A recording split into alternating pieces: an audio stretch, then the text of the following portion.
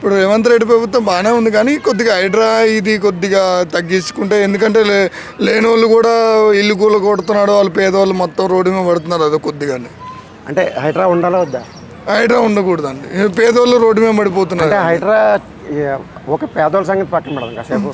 అంటే ఎంక్రోచ్మెంట్స్ చెరువులు అయ్యి బాగా కబ్జా చేశారు కదా, అవును, అవి తొలగించాలా అవసరం లేదా? తొలగించాలండి.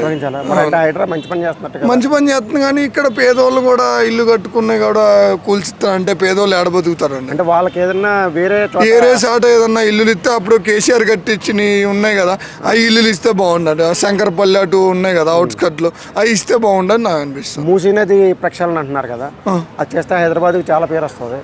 మూసీ నది ప్రక్షాళన చెయ్యాలా?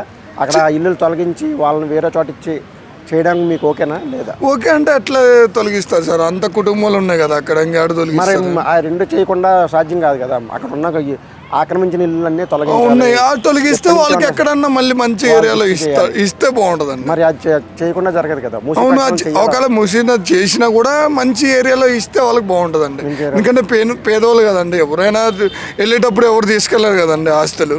అది ఇంకా రేవంత్ రెడ్డి చేసేది ఏంటంటే ఈ తప్ప కాంగ్రెస్ పార్టీ ఉండదని అనిపిస్తుంది అంతే. నెక్స్ట్ అంటే 28, ఎందుకంటే 2020 లేకపోతే ఈ హైడ్రా వల్ల దేని వల్ల? రేవంత్ రెడ్డి హైడ్రా వల్లను కొద్దిగా చెప్పిన పథకాల కన్నా లేవండి, పథకాలు లేవన్నా. మళ్ళీ ఇక్కడ ఏంటంటే అసలు హైడ్రాకే మెయిన్ కాంగ్రెస్ ఎఫెక్ట్ అయింది బాగా హైడ్రా. ఎందుకంటే కొన్ని పెద్ద పెద్ద బిల్డింగ్లు కూలి పెట్టారండి, ఇంకా అది చూడాలి.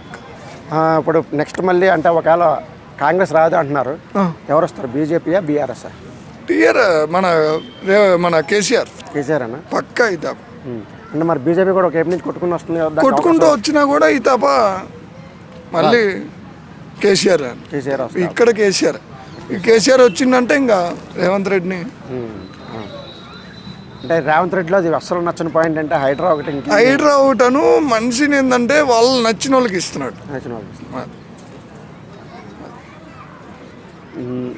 ఇంకా కేసీఆర్ గారు మంచి పనులు కేసీఆర్ ఉన్నప్పుడు 10 సంవత్సరాల్లో 2 సార్లు ముఖ్యమంత్రి అయ్యాడు.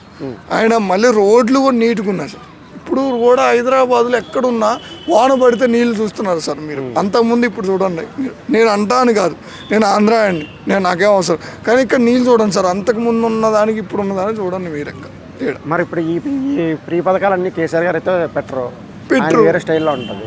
ఆయన ఈ పథకాలను కొనసాగించాలంటారా? అవసరం లేదు, కొనసాగిస్తాడు సార్. ఇదా బస్సు ఫ్రీ అయితే పెడతాడు లేడీస్కి. అది ఇంకా ఫ్రీ బస్ వల్ల ఏమన్నా ఉపయోగం ఉందా? తీసేయచ్చా బస్సు ఫ్రీ? అది తీసేయచ్చండి. ఎందుకంటే ఒక్కొక్క ఆమె మైదీపట్ల ఉండే ఆమె సికింద్రాబాద్ పోయి టీ తాగటం, లేకపోతే తిరగటమో, షాపింగ్ ఊరికే కదా, ఆధార్ కార్డు చూపిస్తే ఫ్రీ. అందుకని ఇంకా అది ఎక్కువ అయిపోయింది. ఇంకా నీకు బాయ్స్ ఎక్కడానికి కూడా ఖాళీ లేదు కదా సార్. ఇప్పుడు వాళ్ళ సీట్లో కూడా వాళ్ళే కూర్చున్నారు. ఈ పథకం ఇక్కడ ఫెయిల్ అయినప్పుడు ఆంధ్రాలో ఎందుకు పెట్టడం? ఆంధ్రాలో పెడతానని చెప్పాడు కదా సార్, రేపు సంక్రాంతికి అంటున్నాడు చంద్రబాబు. ఫెయిల్ అయింది కదా, అక్కడ స్టార్ట్ చేయడం అనవసరం కదా. అక్కడ బాగానే ఉంటుంది సార్, అక్కడ ఇబ్బంది ఏం లేదు. అక్కడ ఏమి కొత్త హైదరాబాద్ లాగా మంచి ఏరియాలు ఏం లేవు కదా సార్. అక్కడ ఇంకా అమరావతి డెవలప్ అయితే అవుతుంది. అందుకని ఆడ పెడితే పర్లేదు సార్. ఇంకేముంది, ఆడ ఎక్కువ తిరగరు కదా సార్. ఇక్కడన్నా నువ్వు చార్మినార్ పోయి టీ తాగడానికంటే చార్మినార్ బస్సు ఫ్రీ, అందుకని వెళ్తుంది. అక్కడే ఉంది సార్, ఎక్కడైనా ఇంట్లో పెట్టుకున్నా ఒకటే. అది సార్. Okay, thank you.